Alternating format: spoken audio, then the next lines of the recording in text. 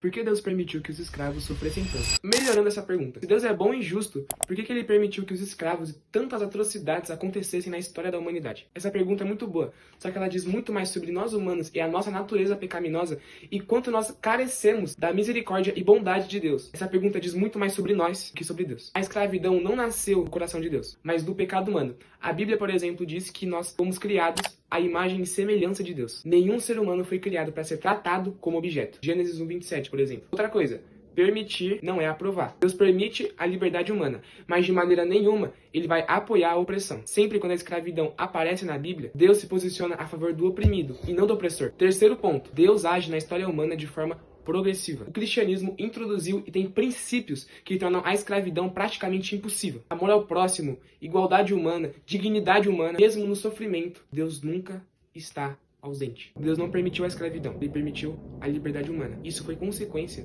da nossa maldade. Nós somos puramente maus. Nosso coração é mau. Nós somos filhos da ira, inimigos de Deus. Então, se Deus acaba com o mal, Ele também acaba conosco. Ele estaria sendo um Deus justo, só que Deus não é um Deus justo, Deus é um Deus misericordioso. Essa é a mensagem de hoje. Me siga para mais conteúdos cristãos e que Deus te abençoe grandemente. Em nome de Jesus, amém.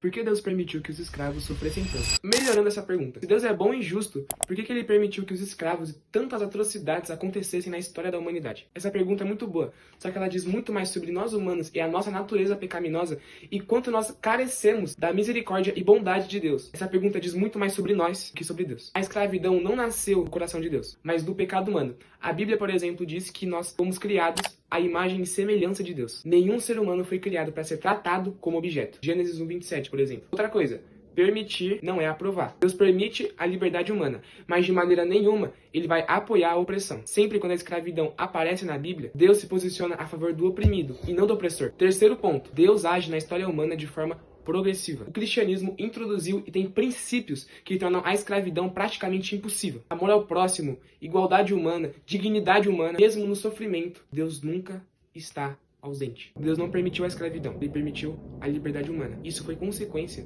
da nossa maldade. Nós somos puramente maus. Nosso coração é mau. Nós somos filhos da ira, inimigos de Deus. Então, se Deus acaba com o mal, Ele também acaba conosco. Ele estaria sendo um Deus justo, só que Deus não é um Deus justo, Deus é um Deus misericordioso. Essa é a mensagem de hoje. Me siga para mais conteúdos cristãos e que Deus te abençoe grandemente. Em nome de Jesus, amém.